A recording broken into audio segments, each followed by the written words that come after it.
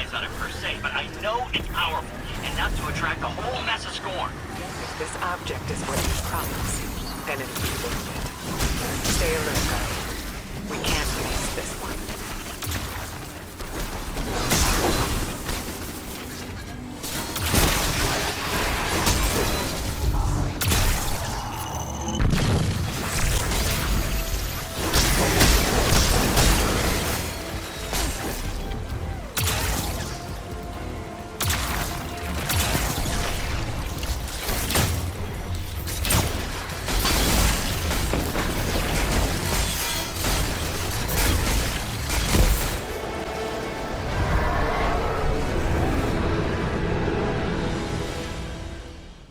This is a 16-part series showing 16 different legendary builds on all 3 classes, all 5 subclasses. I'll be using 16 different exotic armors, 16 different exotic weapons, and 32 different legendary weapons, along with 0 artifact mods. And I will be showing these builds applied over 16 different solo flawless legendary missions. The playlist will be on my channel, dim links will be in the description, and if you enjoy the content, please let me know by leaving a like, a comment, subbing, all that good stuff. So without further ado, I hope you enjoy and let's get into it. Alright, welcome back to my legendary build series, and I'm on Voidwalker today. This is actually part 11 of 16 in the series, and this is the first Void subclass that I'm covering. Hunter will be next, and I will be saving Titan for last. But so what's so great about Voidwalker? Anybody who's played it probably knows it is pretty much a top tier subclass, especially for Void, for warlocks. Solo play, it's incredibly good for just overall damage and ad control and debuffing targets, or more ad clear, I should say. But vortex grenades do offer some kind of crowd control in a sense that it, you get that big suction that the vortex grenades have, so you can pull a lot of enemies in. Also, one of the easiest ways to regularly apply weaken to enemies is with Voidwalker. It is the easiest subclass to proc Devour and benefit from Devour. There's a lot of different exotic armors and builds that you can use to build into Voidwalker. Nova Bomb, especially Cataclysm, is pretty much one of the best burst supers in the game. Not necessarily the highest damage for raid and dungeon bosses, but it is up there. And it's a burst super, and it does ad clear at the same time. So, and it's one of the most satisfying supers to use. I would say Nova Bomb alongside with Thunder Crash are probably my favorite. Sorry if you notice here in the video, I'm actually spending a solid minute looking over VEXCALIBUR at the Enclave, and I'll get more into that at the end of the video. So at that point, you may want to listen to what I gotta say and just remember what I have, what I decided to build into there. But I'll go more over it towards the end. So I would say that Voidwalker, you can pretty much say, is the king of Void. And yeah, that's a subjective statement, so I'm sure there's a lot of people can argue with that, but I would say especially since the Heart of Immortal Light nerf, like Controlled Demolition Titan is not nearly as deadly as Voidwalker for general gameplay and ad clear and just killing mobs and debuffing big targets. Voidwalker is, I would say, probably the best in Void. Now, so if you've played Voidwalker and seen a lot of people using Voidwalker, you're probably familiar with the standard builds that are out there, which would involve stuff like Chaos,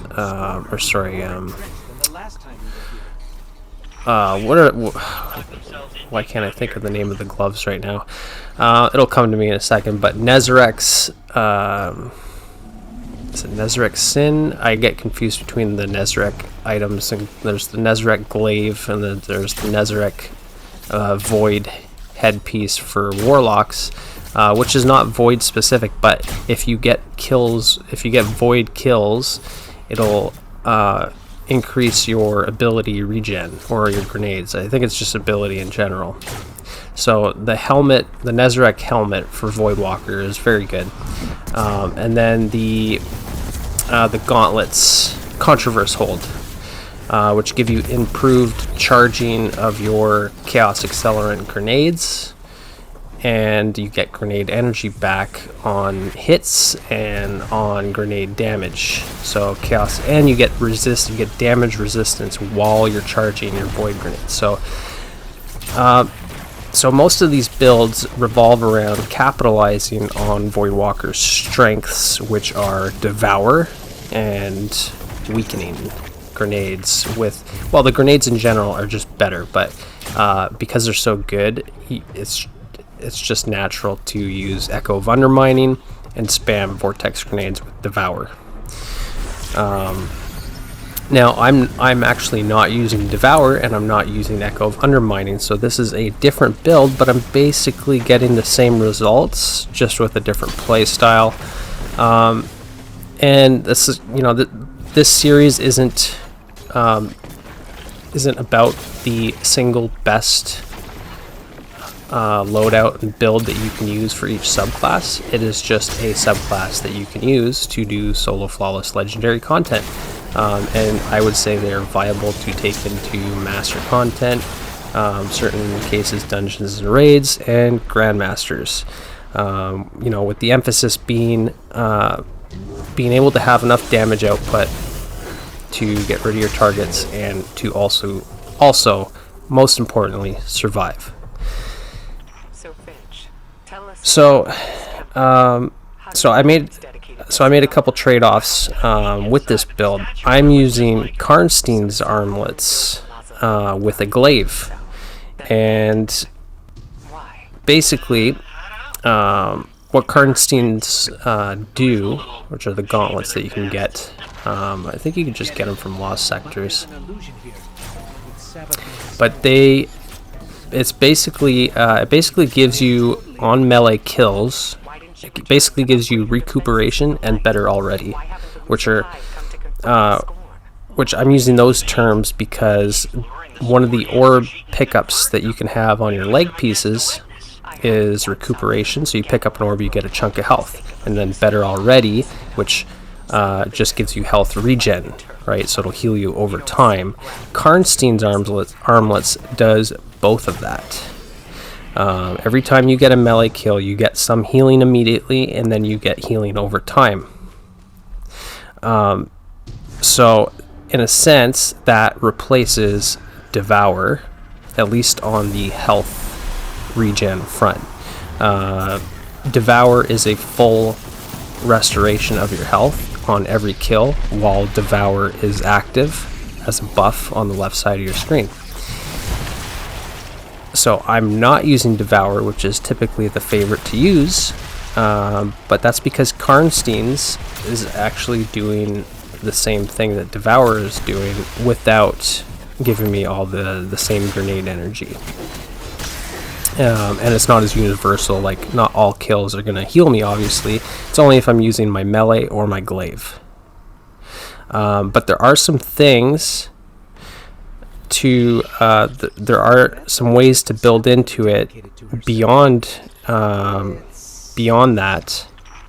just using a glaive with Karnstein's to get your grenades back almost as fast as Devour. And if you saw from the opening clip, I charged up a vortex grenade, and by the time I threw it, I had my grenade back in less than 20 seconds. That's because I'm using fragments and combat mods to get me more grenade energy. And so typically fragments are the Usually they're the best source for getting any kind of regen on an ability, and then you basically supplement that with combat mods. But so what combat mods can I use to complement Karnsteins and Glaives? Echo of Leeching, which is a fragment that gives you health regen on melee kills. So this is actually doing the same thing as Karnsteins and yeah, it's basically just doubling down on my health regen. So I get even more healing. But so as far as grenades, you can also use Echo of Exchange, and Echo of Exchange gives you grenade energy on melee kills.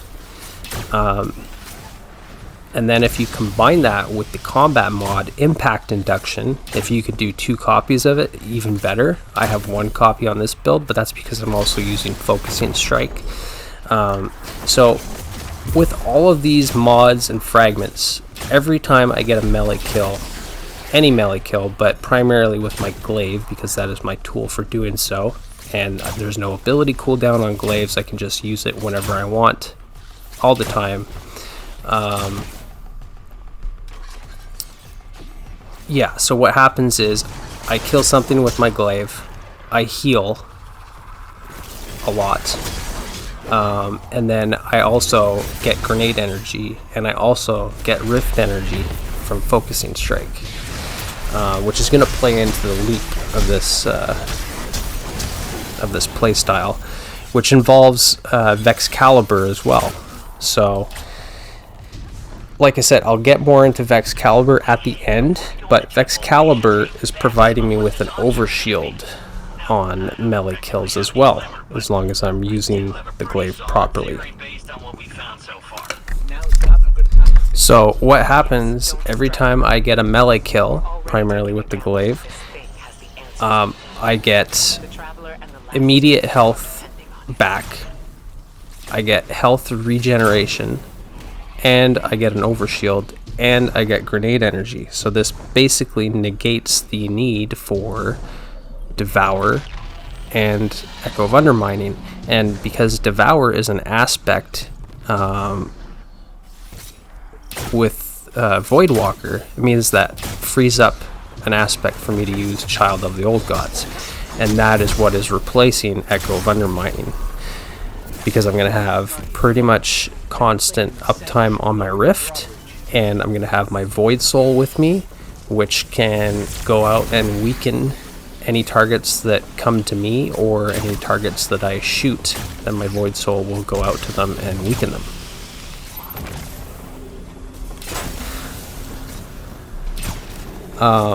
So with that said, a little bit about the stats that I decided to focus with this build. I pretty much go with 100 resilience on all my builds, just because the most amount of damage resistance that you can get is a good thing, and especially when you're using a glaive, because that involves a little bit riskier play. And it's also why I'm using the melee damage resistance mod on my chest piece, which is a resist mod that I normally use whenever on all my melee based builds. 100 discipline, if you can get it, that's great, but just go as high as you can on discipline, because those chaos accelerant vortex grenades, which by the way, chaos accelerant is the aspect that enhances Voidwalker's void grenades. And what it does to vortex grenades is it increases the radius by a significant amount. So you'll be able to capture way more enemies in a chaos accelerant vortex grenade than a normal vortex grenade. And it also lingers for longer. So having 100 discipline is just an excellent tool to have. And then after that, I would focus recovery. And actually, I would balance discipline and recovery to just get them both as high as you can get them, with the emphasis on discipline first and then recovery. So like in this run, I think I have, or on this build I should say, I've got tier 8 recovery and tier 10 discipline. You could go tier 9, or you can go, if you can only afford like double tier 8s, that's also decent.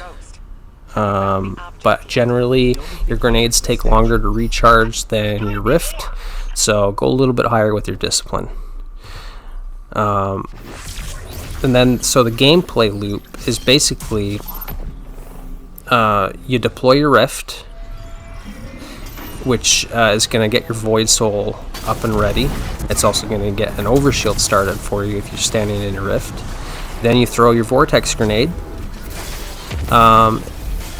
which is going to control an area and, you know, eliminate enemies for you.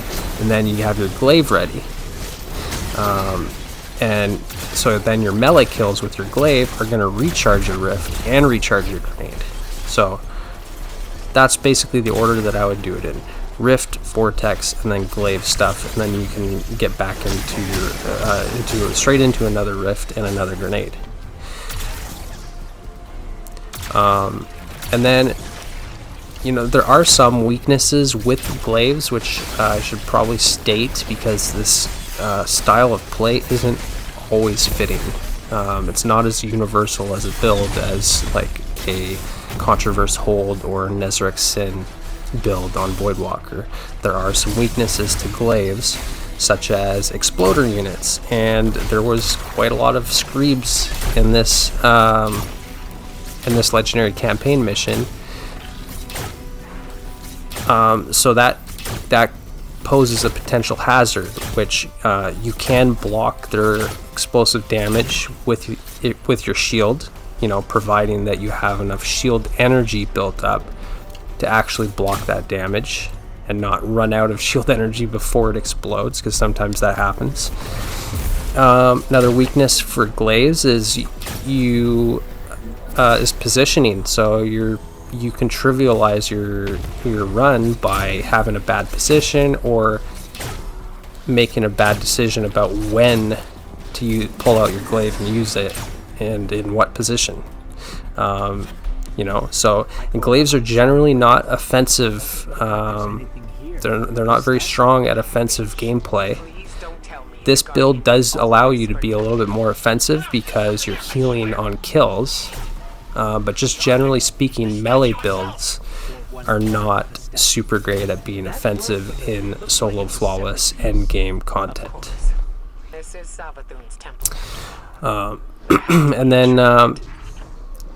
And then also, considering that you're using a glaive, you need to be a little bit more careful about what other weapons you want to use. So in this case, I'm using my Fell Taradiddle, which is a Witch Queen weapon with Psycho Hack, so it reduces enemies' damage output to me, like overload rounds.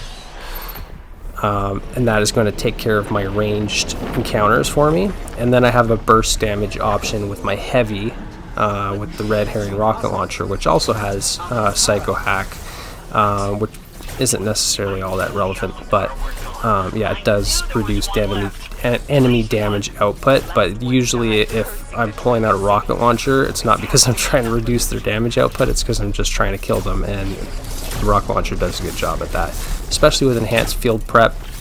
I always have plenty of rockets that I'm picking up, and it's just enough to do basically ad clear and priority target damage. So yeah, so now I think I got enough time to cover VEXCALIBUR.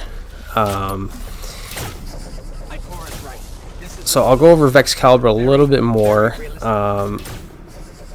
not just on how to build into it, but how to use it. So the way it works is actually how to get it too, because I don't know if I have enough time to cover all that, but you get VEXCALIBUR from the secret exotic mission on the EDZ. So I would suggest looking up on how to actually get that mission available to you. You run it a few times. You're gonna get the VEXCALIBUR when you complete it, and then you're gonna work on the catalysts by completing the legendary version of VEXCALIBUR, which can be a little bit tricky, but Bungie's actually made it easier to get that completion, and especially in a fire team. So if you can find a good fire team, I think you just need three or four clears on the legendary version to have all the catalysts available. Then you go to the enclave and you can put whatever you want on it. So the way it works as a weapon is you get an overshield by blocking damage with it, and then kills you get while you have that overshield will refresh your overshield. So it makes it a good, and it also gives that overshield to your allies if you're playing in a team, which is a nice little bonus, but that's not really why I'm using it. There are other more useful tools for providing your allies with healing and buffs and damage resistance, other than a glaive, where like you don't want a full fire team behind a glaive shield. It's just not that practical, and sometimes it's not practical for all your allies to be near you either. So one way that you can use the glaive to get the overshield going and kickstart the exotic perks is you can just block some damage with it, but that requires you getting a kill first to get some energy on the glaive, or dealing damage with the projectile. Then you can block, and then you get your overshield. Or you can just put down a healing rift, which is going to give you an overshield as you stand in it. And then you can just go to town on the melee aspect of it, which is basically you just hold block and melee, and that's going to that will give you a faster rate of melee. And then on top of that, you're actually doing more damage while the overshield is up. That's just part of the exotic perks. I built into handling, swap and ready speed, and with a little bit of shield duration, and I didn't focus at all on reload speed or range, because I'm primarily using the glaive for the melee aspect of it. I have other glaives which do better projectile damage with better excuse me, better projectile velocity. This is a glaive that really excels at melee damage and shielding. So there's a few different ways that you can go with the actual catalysts. Like you can change up like the mag and a lot of other things about the glaive, which, like I mentioned, I built it into handling and ready speed, and with a little bit of shield duration. But the catalysts themselves, that's kind of the more important perks. So it's got Robber Refit, which is what I have on mine, which is Grave Robber. So melee kills are actually going to reload the magazine, which is amazing. There's also another perk, and I can't remember what it's called now, but if you go back to the beginning of the video where I hover over it, you can check the names of the perks there. But the one I'm talking about, it actually so as you block damage with the shield, it'll reload your mag slowly for you. So it's kind of like a worse version of Grave Robber, where you're not killing enemies, you're just blocking damage.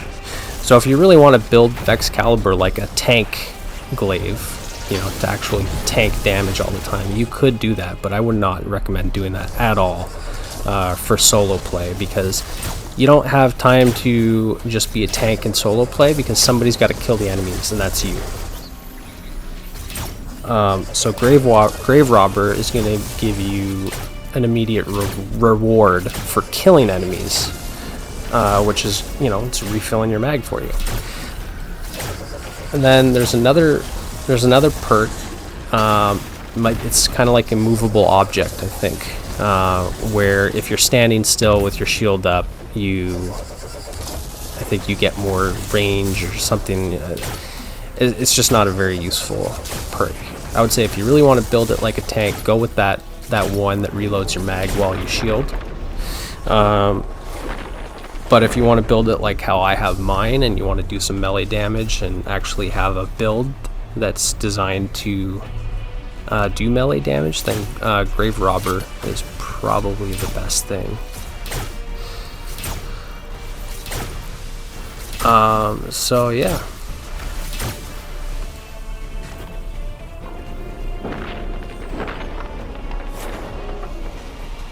If you can tell from this video,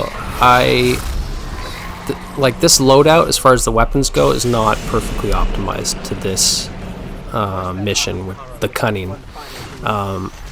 You know, because the series is 16 legendary builds, doing all 16 legendary campaign missions across Witch Queen and Lightfall, solo flawless, using 16 different exotic weapons and 32 different legendary weapons, which means, you know, I'm never using the same weapon more than once.